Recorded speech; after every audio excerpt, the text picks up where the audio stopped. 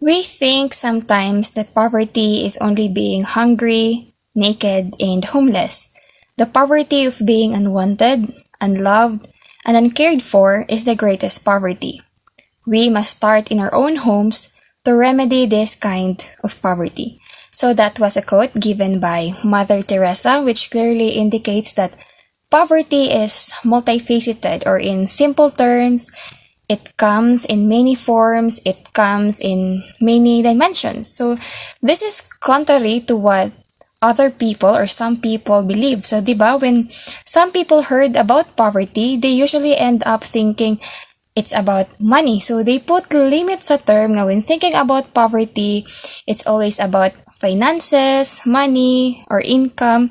So, which is a misconceptions nga atong i-correct ani nga video discussion. So it's important for us to know as aspiring teachers, as social studies major, since we are dealing with people, diba? That's our center focus sa ato ang study or course. So we understand people better, we relate with them better if we think critically, if we zoom in and out. And that's one of the many interesting topics that we will be discussing this afternoon. So, good day everyone, and welcome to our second video discussion featuring domestic problems and policies. So, join and learn with us. This is our group presentation. Yours truly, Lendy M. Naron from BSED Social Studies, and I will be discussing from topic A to C. And I am joined by Mrs. Irene Kalisagan from BSED Social Studies, taking into consideration topic D to E, and Miss Mary Joy Ende from BSED Social Studies, dealing with topic F to J. So our discussion for today will be centered on the following subtopics or content. First, we have poverty, growth, and income distribution. Next, population growth. Then, unemployment. D, rural-urban migration. Education and development, agricultural transformation and rural development, then last, environment and development. So it is our intention to have you guys met and exhibit the following learning outcomes. First, define the term poverty, absolute poverty, discuss the various manifestations of the underutilization of labor, identified government policies which will promote a better balance between urban and rural economic and social opportunities, explained what is meant by integrated rural development, and explain what is meant by economics of education. Okay, so let's start with our first set of slides, poverty growth and income distribution. Okay, what is poverty? So poverty refers to the inability to satisfy minimal consumption needs. So kaning minimal consumption needs sa tao, it depends on the society he or she is in. Like for example, in the America or in the USA, where you need to have a car, so having a car mo na gitawag na minimum consumption need. But of course, if you're living in a less developed country like sa Philippines, then having a car is not a minimal consumption needs. So beyond this general definition, there are different perspectives on how best to define poverty. Like this one, poverty is the deprivation of food, shelter, money, and clothing when people can't satisfy their basic needs. Poverty can be understood simply as a lack of money or more broadly in terms of barriers to human life. So poverty in our native tongue mo ni ang gitawag nga kapobrehon. So this is a term not new to us. So current statistics indicates nga ang poverty na it's nearly half of the world's population. So even in the Philippines, no, a third world country, so this has been a domestic problem since time immemorial. So sa ato ang introduction ganiha, we've mentioned nga poverty is not just about lack of money, but it is about lack of opportunities, lack of choices, and lack of access to all sort of things nga to ang i-consider nga essential to life. So poverty can be about a lack of hope.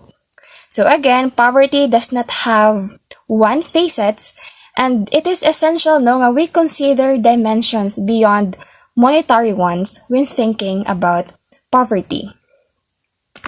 Alright, so allow me to introduce to you the hidden dimensions of poverty. So we put it that way, hidden, because these dimensions are previously hidden or rarely considered, especially now in policy discussions.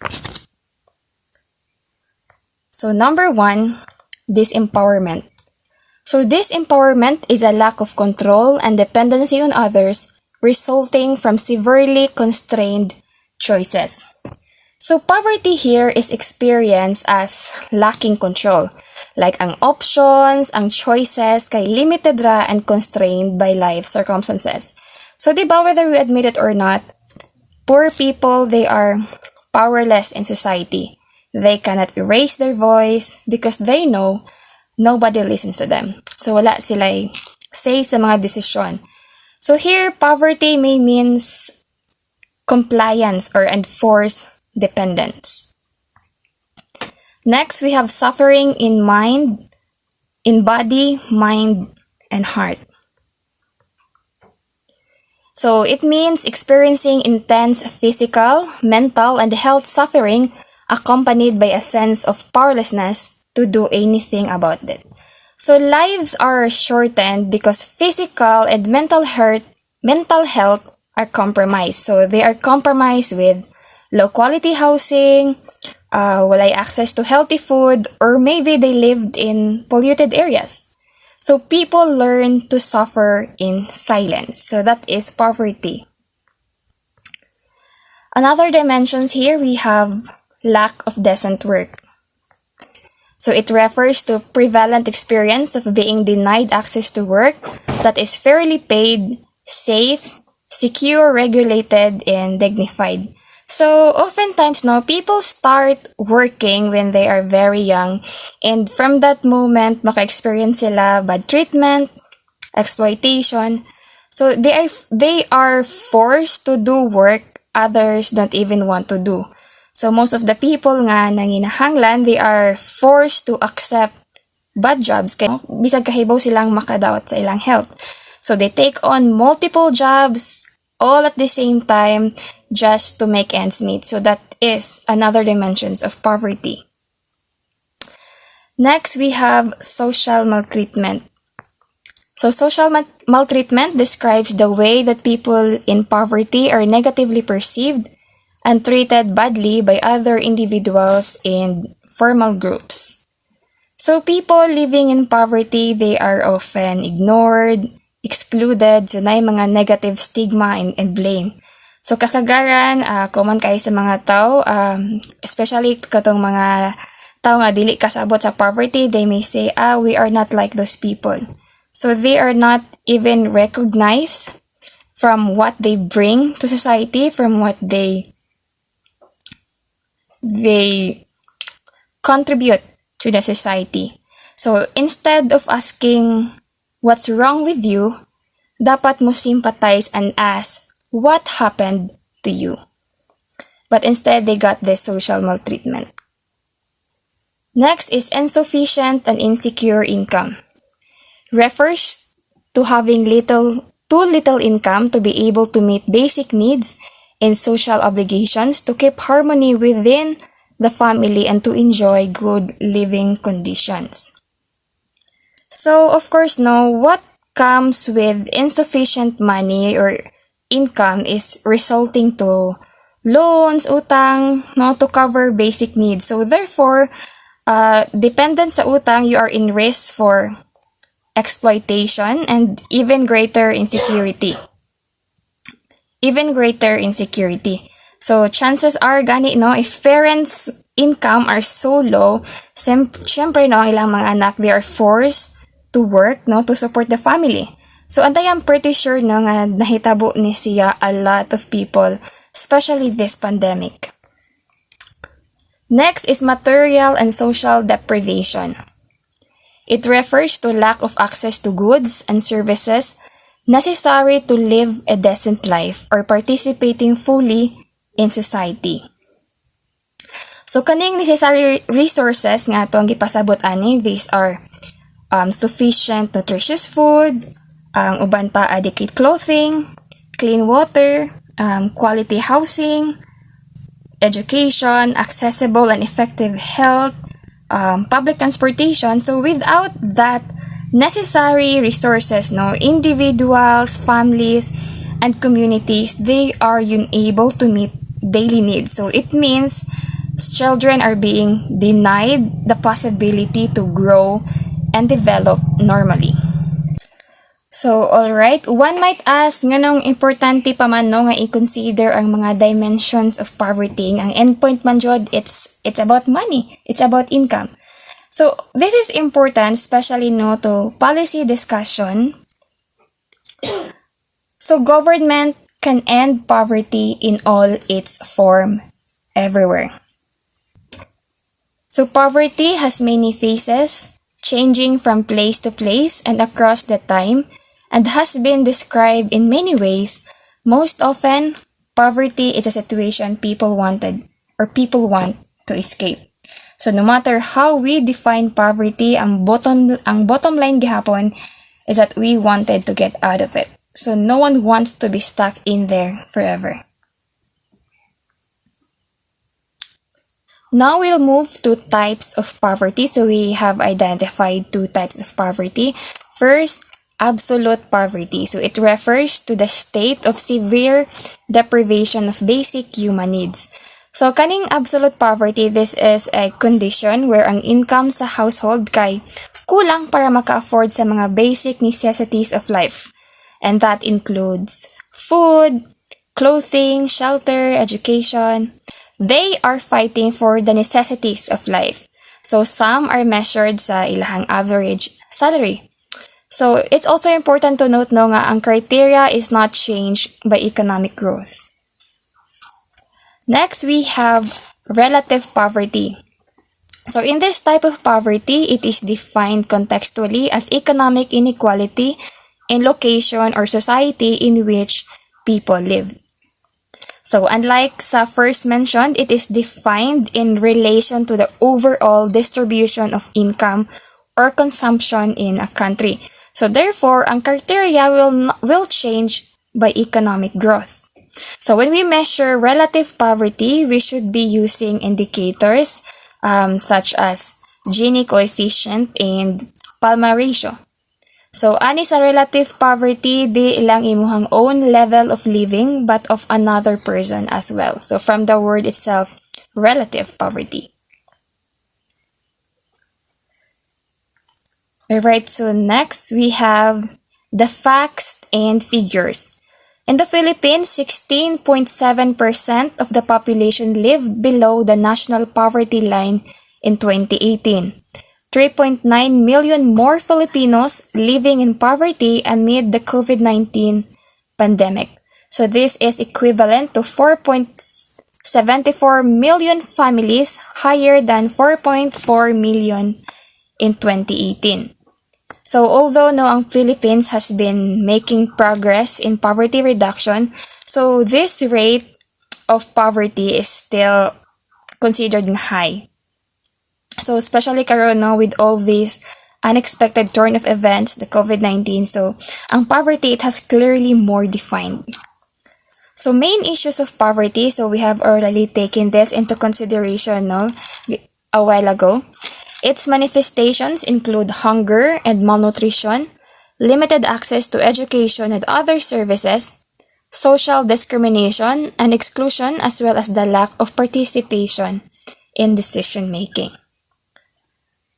Now, the actions taken, so these are the policies no, created by the government in response to this domestic problem. They created Ambition 2040 and the Philippine Development Plan from 2017 to 2022 in efforts to reduce poverty. We also have Republic Act 8425 or the Social Reform and Poverty Alleviation Act. Then the 4-Piece Act, in which I'm pretty sure we are all aware of. Moving on, let's have income distribution. So income distribution is a statistical measure of how many people earn or receive various amounts of incomes. So it looks at the incomes of different socioeconomic groups in a country. So in other words, it focuses on levels of income inequality or income equality across region, nation, or continent. So kung mayon ganitag income distribution, it is always more about country's economy rather than the average income. So the standard of living in a country with a very high average income might not be that high if it has bad income distribution. So to make you understand this better, we will use the analogy of your grade. So for example, let's say you have 10 subjects. So nakagrado kag 98, 97, and 99. But the rest of your grade turns out to be 80 plus or 70 plus. So your grades might not be that high on average. So that same goes to the income distribution. So bisan pagdaghano ang high average income pero kung bad ang income distribution, chances are di good na siya high. Okay, next, it is also important nga we also know how to discern the difference between pay inequality and wealth inequality. So since ang income distribution man no, it looks at the different aspects of inequality within a country. So kung may pay inequality, it refers to people's income, like for example, ang mga sweldo, their wages, their salaries. Whereas kung maingon tag wealth inequality, that looks beyond their salary.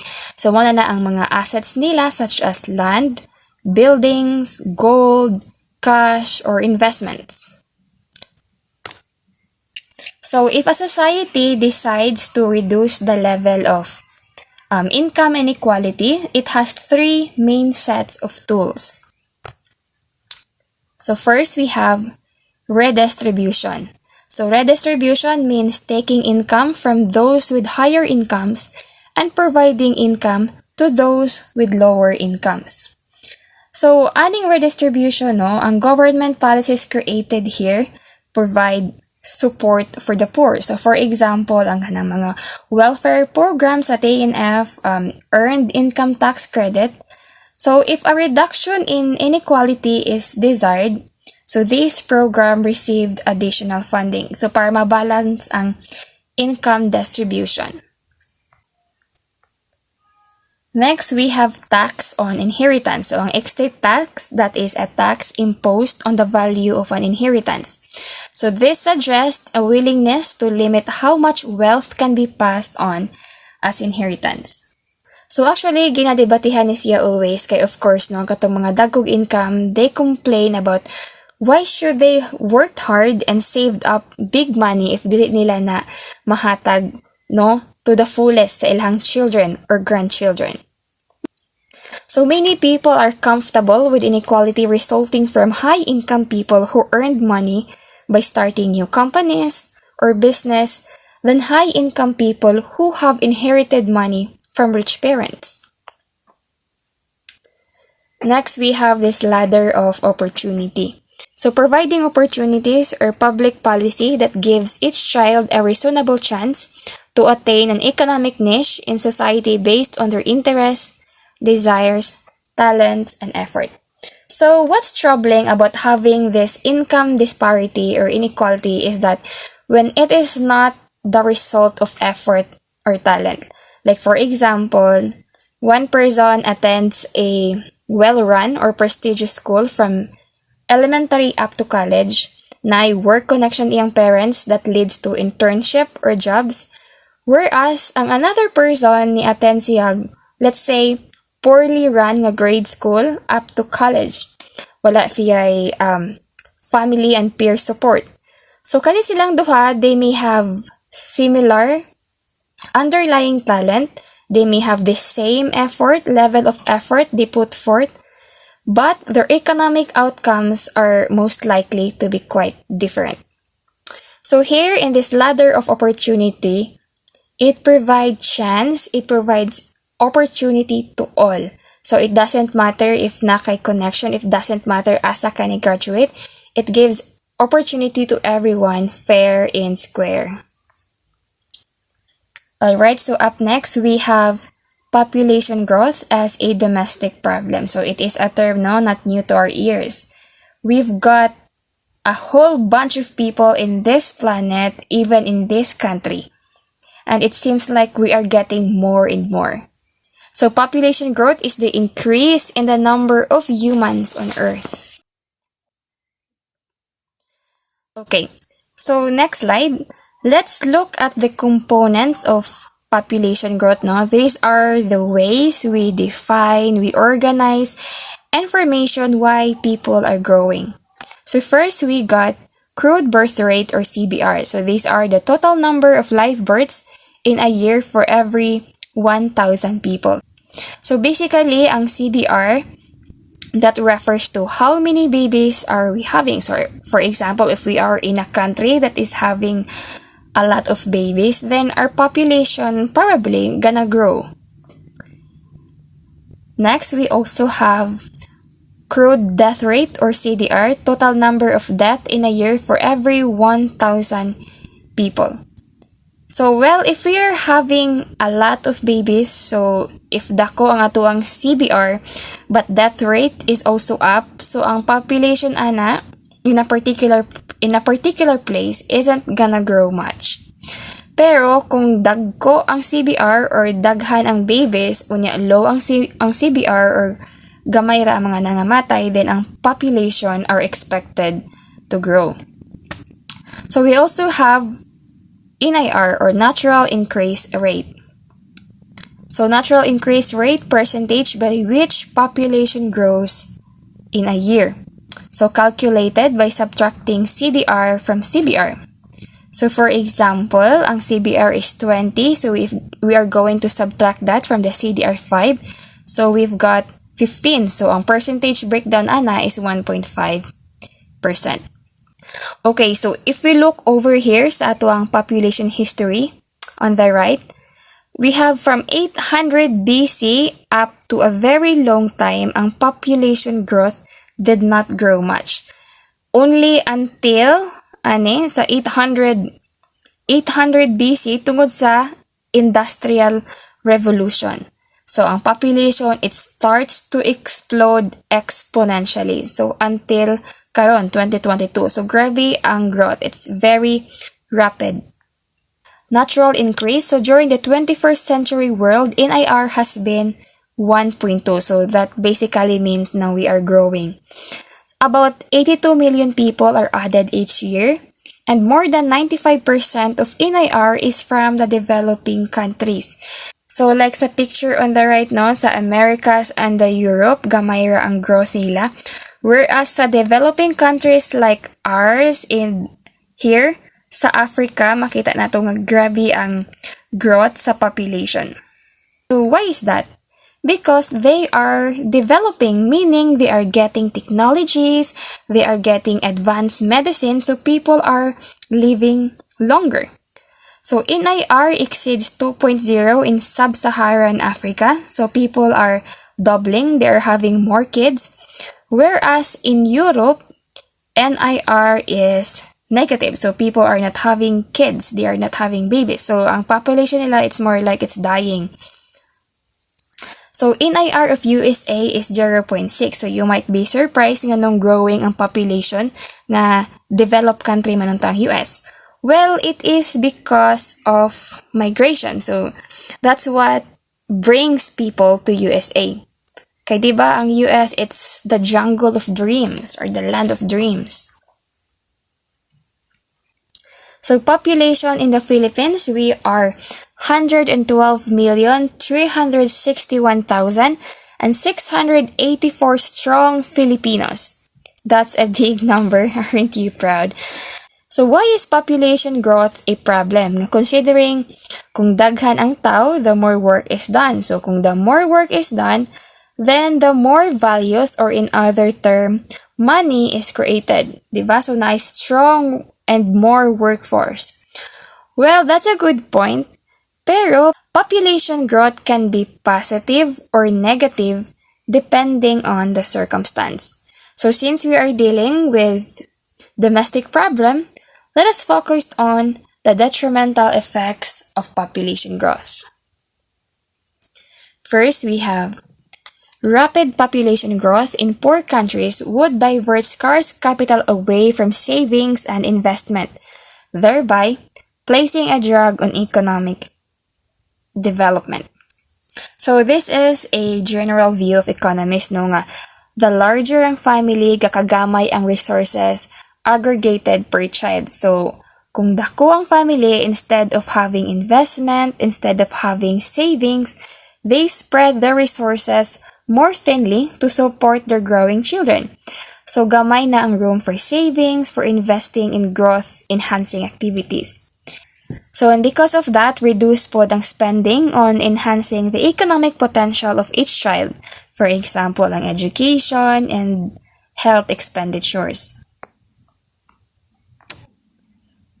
Next, we have more people means more demand for resources, and all that consumption contributes to ecological degradation, increased conflicts, and the higher risk of large-scale disasters like pandemic. Okay, so in economics, diba, we learned nga ang resources is limited whereas ang want sa tao is unlimited. So, diba, scarcity. So, this affects monetary value people place on goods and services and how they distribute resources. So, even sa pandemic na to karon, since daghang tao, dali ang spread sa coronavirus. It puts another thing pod, no? It puts pressure on agricultural production in land. Next, we have the rapid growth has led to uncontrolled urbanization. So, of course, no, overpopulation, this has produced overcrowding, destitution, crime, pollution, political turmoil. This has outstripped increases in food production and even overuse of arable land, no, and its destruction. So because of these detrimental effects of population growth, government push for policies no created to reduce population growth. So these are just one of the many policies created para ma-reduce ng population growth. We have one child and two child policies. So, gigamit din sa ubang nasod, no?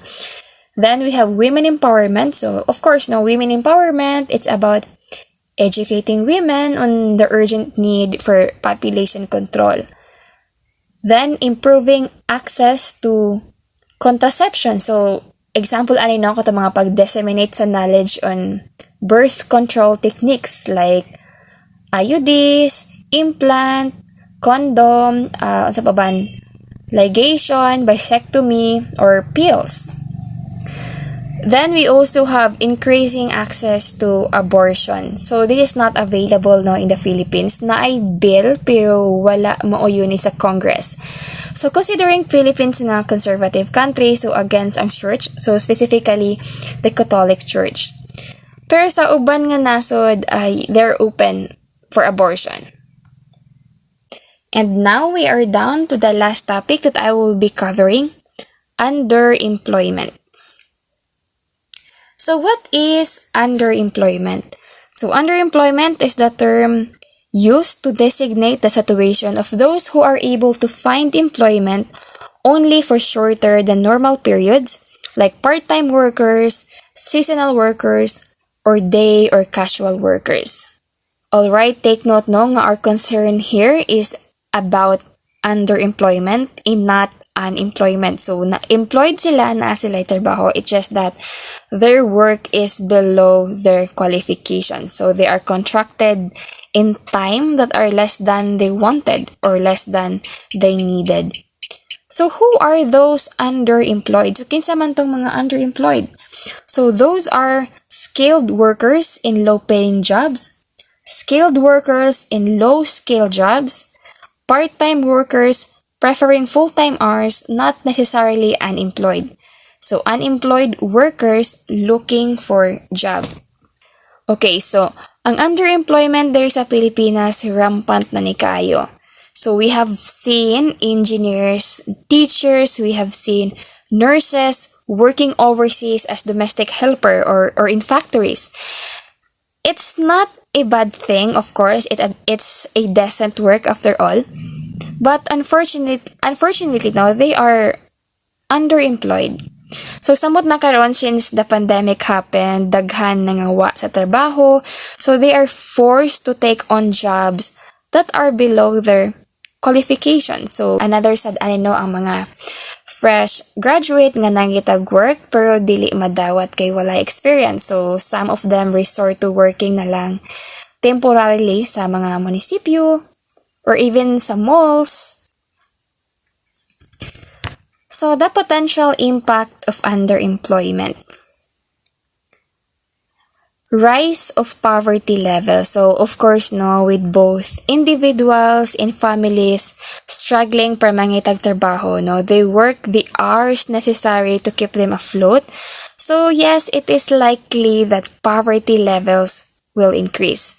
And since nisaka maning poverty levels, ang economy in turn sad in general takes a hit.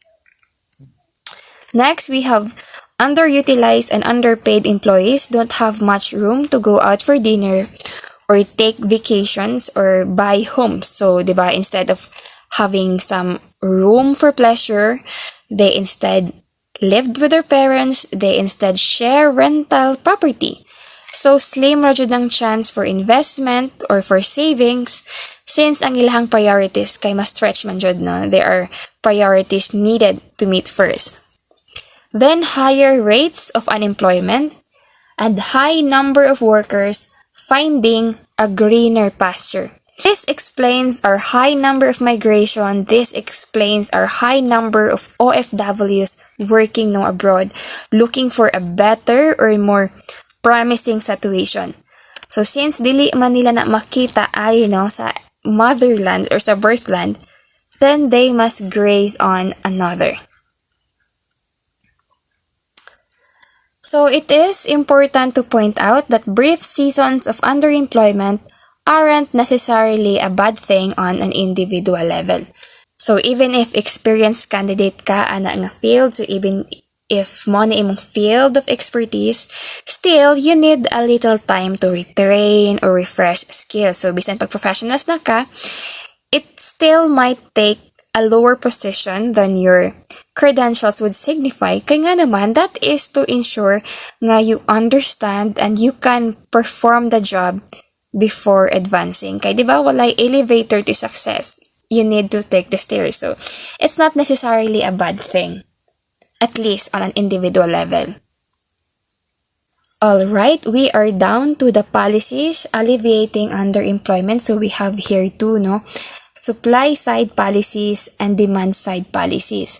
So when we say supply side policies, example ani ang mga education and training to solve occupational immobility, geographical subsidies to help workers and firms move, remove labor market regulation to increase flexibility, reduce power trade unions to reduce real wage underemployment. Then, kaning mga demand side policies, example ani first, monetary policy, so cutting interest rate to boost AD.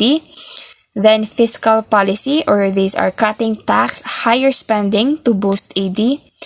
And then, depreciation of exchange rate to export demand.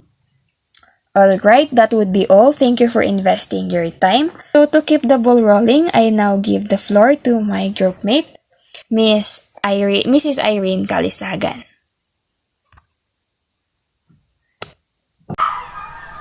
Good afternoon, everyone. To continue, I will discuss to you the other two domestic problems and policies, which are the rural-urban migration and education and development, respectively.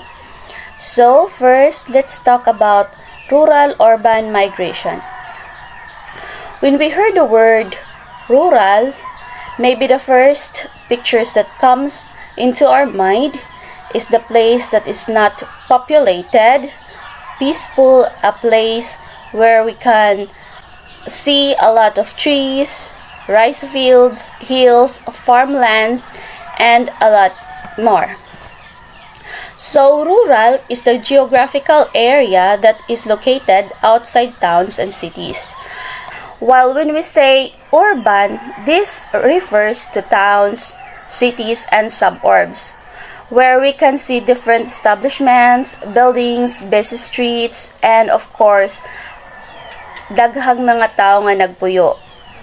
On the other hand, when we say migration, this refers to the movement of people from one place to another. So, if we combine these three words, urban, rural, migration, this will refers to the movement of people from the countryside to the city. So katong mga namuyo sa mga kabaranggayan ning balhin ngadto sa syudad ug puyo either permanently or temporarily. There are two factors that affects migration. The first one is the push factors of migration. Push factors are the conditions in migrants' home that make it difficult or even impossible to live. So, ang push factors mao ni siya ang mga bad conditions in rural area that drives people out of their homes. Example of push factors of migrations are natural disasters, diba? If you are living in an area that is prone to flood or landslides, mobalhin man jud ta og pinuy-anan para mas safe ta and our family also. Next is poverty. Poverty is the strongest factor why people migrated. Why man? Tungod kay mangita man jud og paagi ang tao to survive against poverty. The third one is unemployment. Tungod kay naatas bukid, wala kaayo or minimal ra ang mga trabaho nga pwede nga maka-generate og income. So kani nga factors nagtukbod sa mga tao to migrate in urban areas. And lastly, we have poor social services and facilities such as transport, education, medical services, and many more. Tungod kay wala kaayo ni nga mga services sa rural areas, people are pushed to transfer to cities in order to avail these services. Then, we have pull factors of migration. Pull factors of migrations are the circumstances in the destination area that makes it more attractive place to live in. So, pull factors are the things that urban areas can offer to people live in rural areas. Example of pull factors of migration are employment opportunities. So, if ang isa ka area can offer a job, daghan ang mo-move in ana nga area. Second, we have high living standard, high income, and good nutrition. So, if moving to urban area makapahayahay sa imong panginabuhian, then no doubt people migrated. Lastly, good social services and facilities, such as transport, education, medical services, and many more. As what I have said earlier, people move because of some social services. For example, we students living in rural areas, once nga mag face-to-face classes ni, I am pretty sure that one or two or more or most of us will live temporarily in the city. Next, we have effect of rural-urban migration. We all know that everything has a positive and negative sides, and everything that is too much will have a corresponding consequences. So, if daghan na ang migrate from rural areas to urban area, it will causes domestic problems. Examples of this are, first, we have rapid population growth. So, kung daghan na ang mobalhin sa urban area, pasabot ani musaka og kalit ang population. Second is high unemployment. So, kung daghan na ang nagpuyo sa urban area, unya dili kaayo paspas ang pag-increase sa mga job opportunities, So, dili ma-accommodate ang tanan. So, it will end up of having unemployment. Third is conflict between local people and migrants.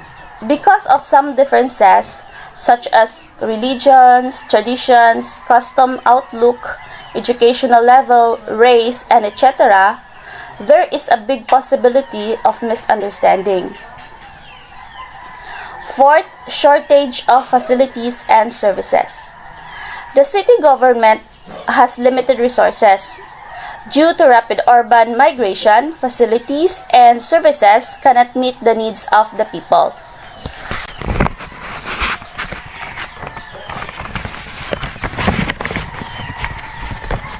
And fifth, we have loss of human resources for rural areas. So if namali na tanan sa urban area, wala na'y mahibilin sa rural area, which causes labor loss. If naay mga trabahoon, wala na'y mo trabaho kay naa naman halos tanan sa city. Then we have policies that promote urban and rural economic and social opportunities. First in line, we have the Philippine Rural Development Projects or PRDP.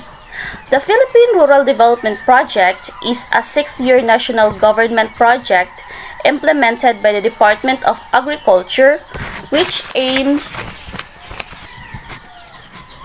first, increase rural incomes. Second, enhance farm and fishery productivity. And third, make the agriculture and fishery sector more market-oriented and climate resilient. So once that these aims are realized, then migrations from rural areas to urban areas will be minimized. Then we have the National Urban Development and Housing Framework or NUDHF, which recognizes the right of people to the city. The National Urban Development and Housing Framework is a development policy that leaves no one behind and the development felt by ordinary people. So kani nga urban policy aims for a development nga mabati sa tanan ilabi na sa mga kabus. Then we have education and development. Education is a process of facilitating learning or acquisition of knowledge, skills, values, morals, beliefs, habits, and personal development. Education is important for it helps people become better citizens, get a better paid job, and show the difference between good and bad. Education development. Since this topic talk about domestic problems and policies, let's take a look on the educational development here in the Philippines. On one of the development in education system in the country was the implementations of the K-12 program or the Enhanced Basic Education Act of the Philippines, which added 2 years to the secondary education and also mandated kindergarten as the start of the formal education. Next is the Education for All or EPA. Philippine Education for All is the vision and holistic program of reforms that aims to improve access and quality of basic education for every Filipino.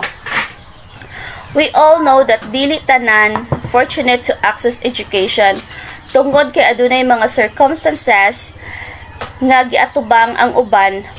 For example is choosing between school and work. Ang uban mo stop sa pag-eskwela para mo trabaho to help their family. So that's why namugna kini nga programa to help them and offer alternative learning and to complement the formal schooling. Next, we have problem and issues in education. Some of the problems that education sectors were facing are, first, government funding for education. We all know that fund is vital and without proper funding, education program will not succeed. Second, shortage of school buildings, textbooks, and equipment. Tungod kay nagkasaka ang population, expected nga mosaka sad ang enrollment sa mga eskwelahan. However, tungod kay kulang ang budget para sa education, nagkuwang ang mga classrooms, textbooks para sa mga bata. Third is technology in education. Technology became vital in education and in learning. However, most schools in the country dili kaayo equipped or kung naaman kulang pa ang ilang technology. Fourth, we have overworked and unpaid teaching staff. Teaching has often been referred to as the most notable of all professions. However, teachers are underpaid and work more than the required hours of work. Fifth, poverty. Students' poverty is a growing problem because of poverty, students are forced to quit schooling. 6. Class size. Each class to be handled by a single teacher shall have the standard size of 35 students. However, today, the ratio between teacher and students is 1:50 or 265 or even more. 7th, completion rate. A large number of students who began secondary or college did not graduated. So problema pud ni sa education sector. Nga daghan ang ning enroll pero at the end gamay ra ang percentage sa ning padayon og ni gradual. Lastly, we have government educational program and policies. First in line is the Education Policy Development Program, which is under NIA ang policy and research program that aims to strengthen evidence-based decision-making through the oversight, promotion, and conduct of policy development, research, and sector monitoring and evaluation. This program supports activities such as policy development, research management, and sector monitoring and evaluation. Next is Basic Education in Input Program. This program covers basic education facilities, fund, which is the funding facility for building programs in the education department as well as the computerization program. Third is Inclusive Education Program. Inclusive education is the core principle of the K-12 basic education program. This program promotes the right of every Filipino to quality, equitable, culture-based, and complete basic education. So pinaagi ani nga programa, every person will realize their full potentials and meaningfully contribute in building a nation. Example of these inclusive education programs are the Special Education Program or SPED, the Madrasa Education for Muslim Learners, and the Alternative Learning Systems or ALS.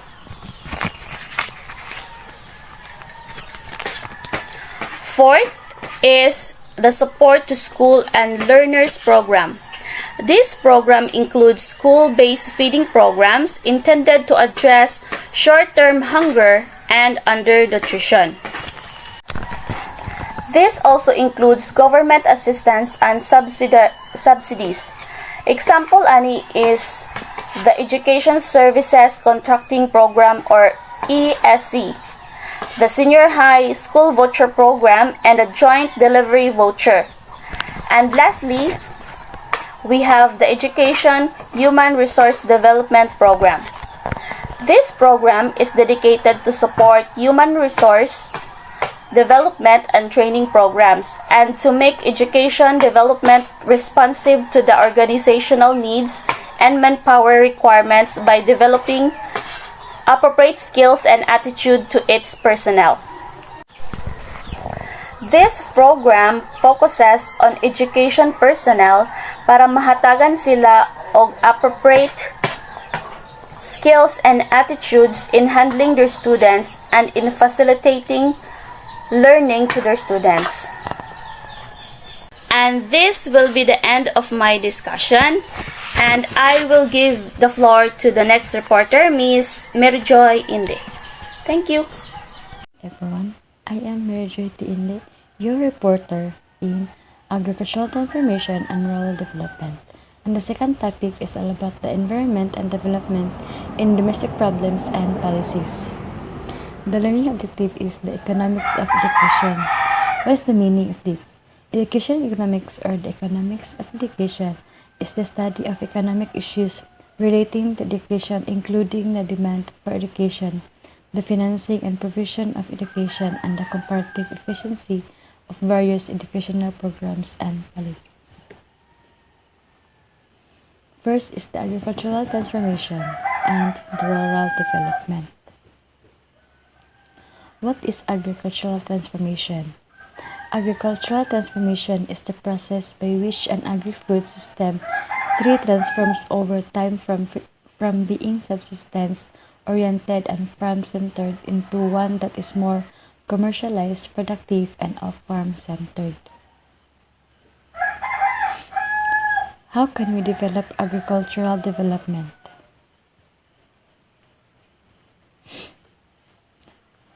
Agricultural development could be achieved by following methods. First is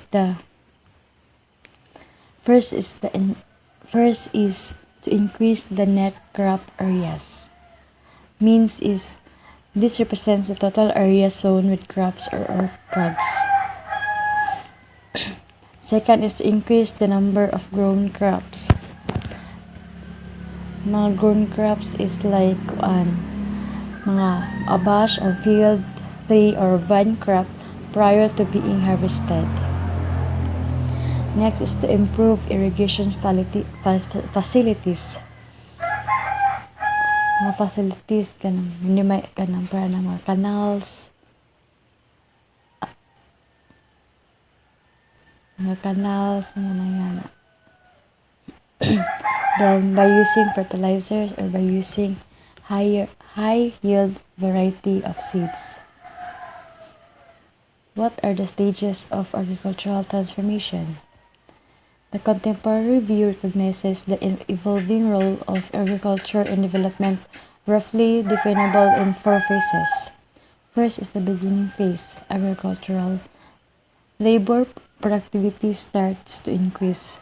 Second is agricultural surplus. Agricultural productivity growth generates surplus towards the development of the non-agricultural sector.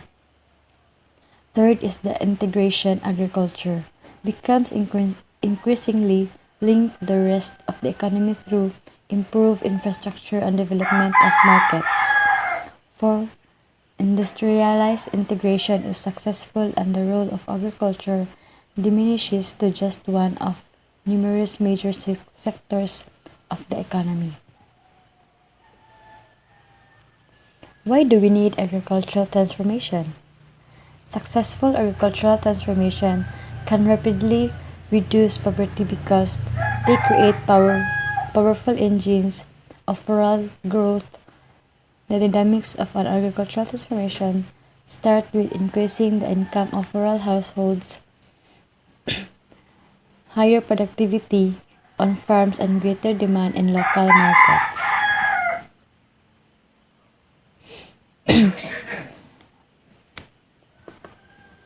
The agricultural transformation has a domestic problem. Like climate change is also an important challenge as its adverse impacts such as increased flood incidents, drought, soil degradation, water shortages, and increased pests and diseases constantly threaten agricultural output and productivity.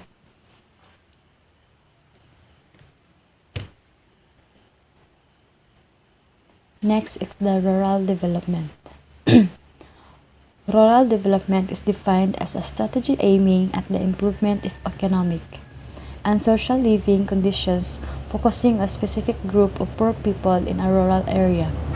It assists the poorest group among the people living in rural areas to benefit from development. Another meaning of rural development is the process of improving the quality of life and economic well-being of people living in rural areas, often relatively isolated as sparsely populated areas. Rural development has traditionally centered on the exploitation of land-intensive natural resources such as agriculture and forestry. What are the problems of rural development?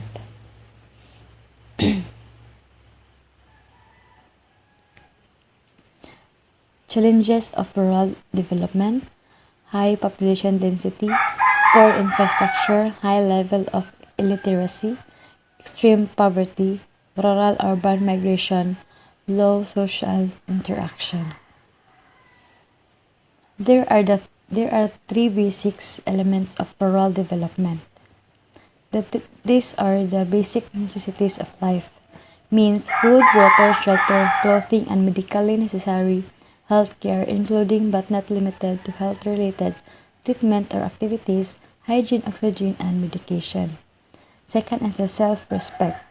This means pride and confidence in oneself, a feeling that one is behaving with honor and dignity.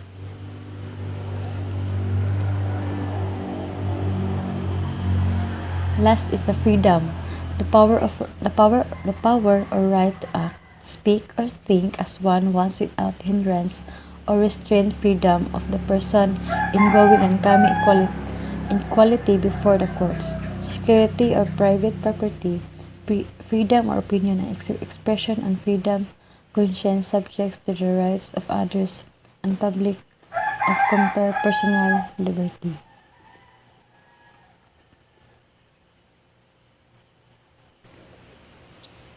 So there are various types of approaches to rural development, like sectoral approach, area development approach, integrated development approach, growth center approach, and community driven development or CDD approach. Sectoral approach. In this model, agriculture represents the major sector in the rural economy, and its successful determines the performance of the local economy more generally. The area development approach. This approach contemplates the development of an area depends not only on the development of adequate infrastructure network, but also the way factors of the local economy are activated around the production infrastructure. Integrated development approach is generally seen as a way to improve a community's well-being in social, economic, and environment terms. In recent studies, it is seen as an alternative to agricultural-based sources of income by diversifying rural income and reducing the price risk of agricultural production. The growth center approach. The growth center performs as a center of economic, social, and cultural activities in the rural areas. These are the venues where people exchange their ideas with their neighbors regarding improved methods of production and marketing, and also serve as center of recreation. Muna isa sa mga goals sa rural development. Community-driven development. Community-driven development is a modality of project design and delivery which transfers decision-making power and often financial and technical resources directly to communities or groups of end users.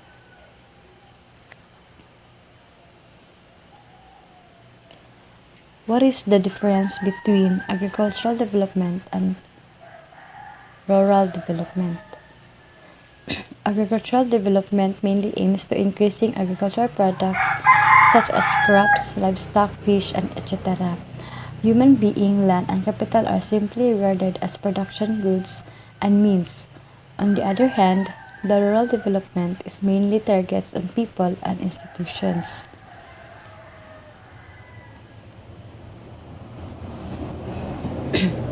There are some problems in rural development in the Philippines. The major problems that have been identified by literature review in many rural areas are poverty, illiteracy, unemployment, homelessness, crime, social evils, lower living standards, lack of facilities, services, and health. And also the problem of malnutrition, low life expectancy, and high infant mortality are more severe in rural areas. The situation in the Philippines,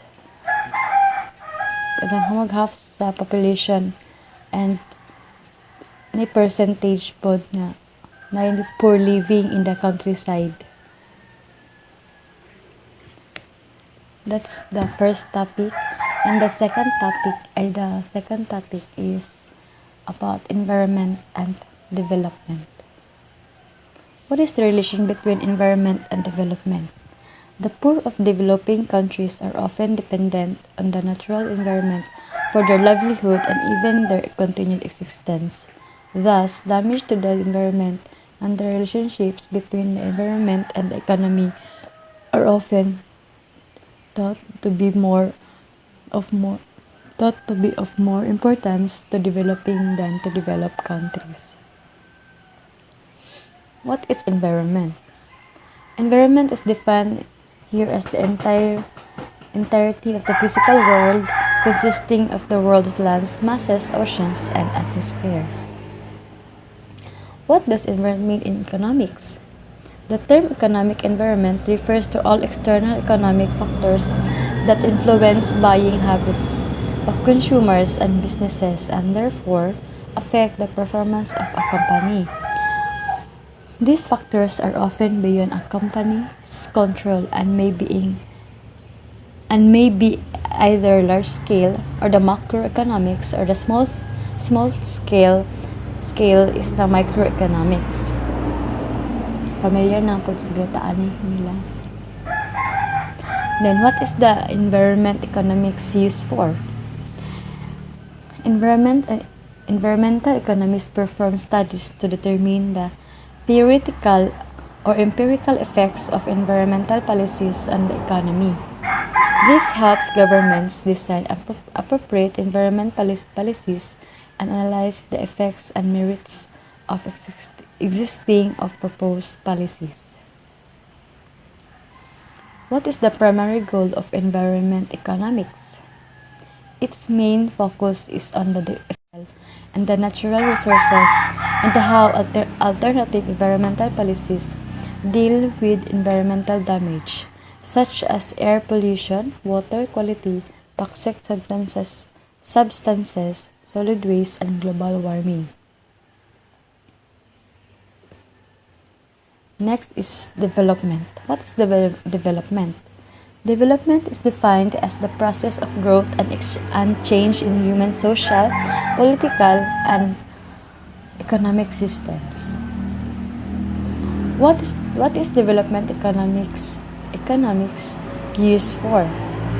Development economics is the study of how emerging nations become more financially stable. It can be used as a tool for students and economists working to develop policies that can be used in creating domestic and international policy. What is the goal of development economics? Ultimately, the study of the development economics is meant to help better financial, economic, and social circumstances in developing countries through the enactment of certain structures and policies. What is more important, environment or development? For developing countries, economic development needs to be a higher priority promoted environmental protection and conservation of natural resources. All economies in the world exist within the global ecosystem. Destruction of our ecosystem means destruction of our economies in both developed and developing countries.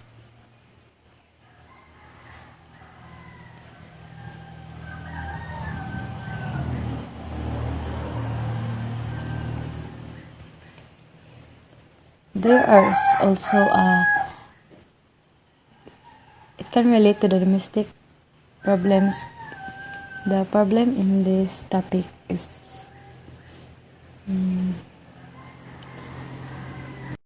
there are some domestic problems in environment, like the issues of cost and benefits, alternative environmental, like environmental policies to deal with air pollution, water quality, toxic substances, solid waste, and global warming. In development, there are some challenges in growth, like high rates of unemployment or underemployment, high rates of poverty and low growth, and increasing inequality, with many not being included in the growth process. That's the end of my topic, and that would be all. Thank you, and God bless.